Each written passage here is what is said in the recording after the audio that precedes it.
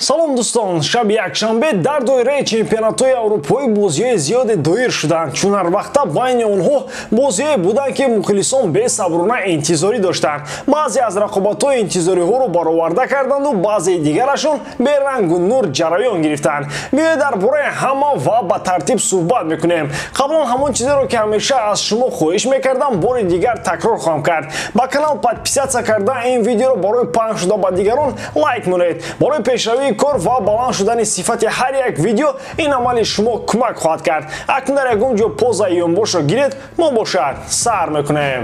дӯстон, ин ҳафта мо аз футбол дам нахоҳем гирифт. ҳалаки пагу рақобатҳо дар топ 5 чемпионати аврупо хоҳад гузашт. барои бозам ҷолибтар гузарондани ин бозиҳо дӯстони мо аз 1x коэффициентҳои кайҳонӣ пешниҳод мекунанд. ҳамчунин нафарони навро бо промокоди AMG0777 дар аввалин пардохт $100 бонус интизор аст. ссилкаи бозӣ дар комментарияи ин видео. аммо донед ки он ҷо ҷои пулкоркунӣ ҳамавақта нест. бозӣ кунед, вале одат накунед. лигаи беҳтарини ҷаҳонӣ премер лигаи англия гуфта мешавад. ин беҳуда нест. дастҳои ин кишвар якҳокимиятии испаниҳоро дар лигаи чемпионҳо хотима бахшида тахти футболи аврупоро гирифтанд. бозиҳои топи ин кишварро дар саросари олам тамошо мекунанд. дидори дастҳои челси ва манчестер юнайтед аз зумраи чунин бозиҳо дониста мешавад. қолаби бозӣ ҳанӯз пес аз саршавӣ маълум буд. мондани криштиану роналду дар ҳайати захиравӣ маънои онро дошт ки ҳама бояд барои ҳимоят талош кунанд. муҳофизаи манчестер юнайтед бошад ғори калонро ба хотир меорад. барои ҳамин иҷрокунандаи вазифаи сармураббии МЮ Майкл Керриг аз Роналду даст кашида ба ҷою як нимҳиматгари дигари дифоиро ба майдон ворид кард. Фред Мактомине ва Матиш на ба хотири сохтан балки ба хотири вайрон намудан ба бозӣ омаданд. нимаи аввали рақобат берангу нур сурат гирифт. манчестер юнайтед ба пуррагӣ ба хатти дифоъ нишаста челси ҳамла мекард. чунин шеваи бозӣ ки манчестер юнайтед бар зидди лондониё ихтиёр кард талаб дорад ки як ним имконияте ки пайдо мешавад бояд мавриди истифодаи дуруст қарор бигирад. чунин имконият барои футболбозони шаҳри манчестер пайдо шуд. дар натиҷаи як зарбаи кунҷии челси нимаи майдони онҳо холӣ монд. тӯб ба маркази майдон омад ки он ҷо танҳо жоржино буд. нимҳиматгари итолиёвӣ мехост тӯбро қабул кунад, аммо иштибоҳ ба он овард ки Решфорд ва Санчо 2-1 зидди Менди баромаданд. Санчо аввалин голи худро дар премер лигаи англия зад. футболбози мазкур баъди рафтани Сулшер дар ду бозӣ паёпай гол мезанад. барои жоржино чунин иштибоҳҳо зебанда нестанд. дар мавқеи ки ӯ бозӣ мекунад бартариятҳо қариб зери парда мемонад, аммо хатоҳо чун моҳтоб дар шаби тор маълуманд. аммо баъди гузораи чанд дақиқа лондониё ҳисоби бозиро баробар карданд. Арон ван Бисакар дар дохили ҷаримагоҳ қоидаи бозиро вайрон карда жоржино барои ҷуброни иштибоҳи худ ба назди тӯб омад. нимҳиматгари итолиёвӣ пеналтиро бехато иҷро карда ҳисоби бозиро баробар намуд. то охири дидор чанд фурсати дигари голзанӣ пайдо шуданд, вале бозӣ бо натиҷаи мусовии 1-1 ба анҷом расид. натиҷаи ин бозӣ ба нафи ливерпул ва ҳам манчестер сити буд. шогирдони гвардиола дар ин давр бар муқобили вестхэм дар шаҳри лондон бозӣ карданд.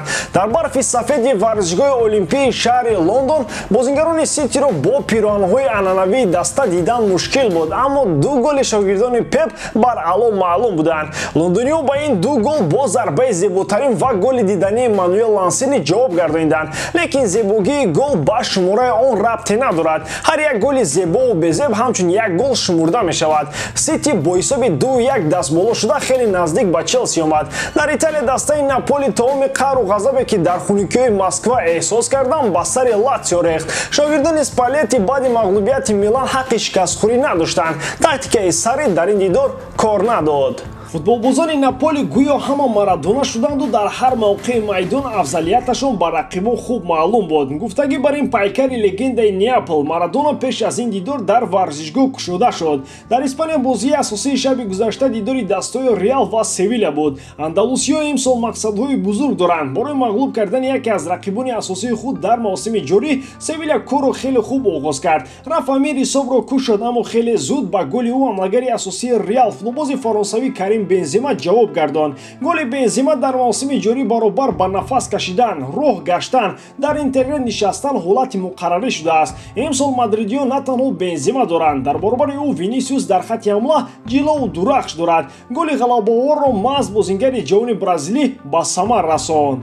дидори асосии ин ҳафтаи бозиҳо дар Русия рақобати ду даста аз ду пойтахти Русия буд. ЦСКА Москва бар зидди Зенити Санкт-Петербург рақобат намуд. Футболбозани Зенит бо шарофати голҳои Клаудино ва Маставои ғолибиятро соҳиб шуданд. Чунин буданд рақобатҳои асосии шаби якшанбе ки бо голҳои зебо ва бозиҳои диданӣ паси сар шуданд. Дар миёнаи ҳафта бозам футболи Аврупо моро хурсанд хоҳад кард ва аз натиҷаи он мо ҳатман шарҳ хоҳем дод. Левандовски футболбози беҳтарини сол шуд. Не, саросима нашавед, на аз рӯи фарзияи Френс футбол, балки бо фарзияи ниҳоди дигар. Федератсияи байналмилалии таърих ва омори футбол дар натиҷаи овоздиҳи Роберт Зинаи якумро соҳиб шуд. Форварди мунтахаби Полша бо 150 овоз дигаронро аз паси худ монд. Ҳамлагари мунтахаби Аргентина ва дастаи Пари Сен-Жермен Лео Месси дар зинаи дуввум қарор гирифт. Месси аз Левандовски 10 хол камтар гирифт. Баъд аз ин ду нафар футболбози итолиёвӣ Жоржино қарор дорад.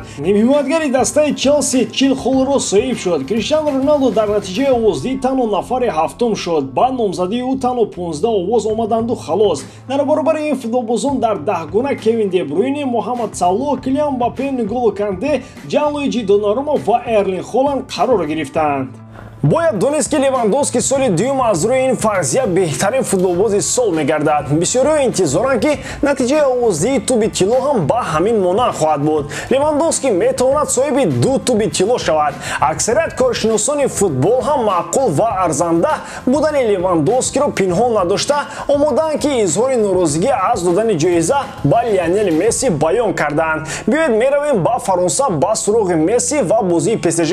Дар доираи бозиҳои ин ҳафта Парижиё бар зидди Сент-Энтиен рақобат карданд. Дар ин бозӣ Месси ки будани худро ба хотири ҳамагон овард. Вобаста ба мавқее ки Месси дар ПСЖ он ҷо бозӣ мекунад, бораи ҳамлагари аргентинӣ беҳтарин бозӣ буд. Ӯ дар рафти рақобат хетрик аз ҳисоби асистҳо кард. Се партофти головари ӯ, голи Ди Мария ва дубли Маркиньос ғалабаи дастаи шаҳри Парижро таъмин карданд. Ва аммо се ассистам футболбози аргентиниро хурсанд накард. Дар рафти ин бозӣ дӯсти Дерина ва ҳамдастаи Месси, футболбози бразилӣ Неймар осеби ҷиддӣ бардошт. Сатҳи ҷароҳати Неймар дар вақтҳои наздик маълум мешавад, чун ин бозӣ дар остонаи супоридани туби тилло баргузор шуд. Аз Месси ҳиссиёти хуб боқӣ монд. Собиқ футболбози Манчестер Юнайтед Патрис Евра ҳатто дар сомонаҳои иҷтимоияш аллакай Мессиро бо гирифтани ҷоиза табрик кард. Ӯ акси худ ва Мессиро гузошта навиштааст: Мессиро барои гирифтани туби ҳафтуми тилло табрик ва таҳният мегӯям. Евра чизеро медонад, вагарна ӯ имсол ягон бор тарафдори додани ҷоиза ба Месси набуд. Маҳз Патрис буд ки қаблан гуфта буд: аз дидани туби тилло дар дасти Месси безор шудам. Имсол ӯ арзанда нест. Имрӯз яъне 29 ноябр мо соҳиби ҷоизаро хоҳем фаҳмид. Дар шаҳри Париж ҷоизадори туби тиллои 2021 муайян мешавад. мори охир аз шумо мепурсем ки ба ҳар ду туби тиллои як нафарро арзанда медонед? Агар ҳа, пас ки аст ин бозингар? Андешаҳои худро дар комментария нависед. Ин барои мо бисёр муҳим аст. Ба ҳамин тамом дӯстон, боварӣ дорам ки эҷодкории ман ба шумо писанд меояд. Лайк, комментария ва дар канал обуна шуданро аз ёд набароред. Бо шумо буд мисли ҳар вақта Муҳаммад Гаиров.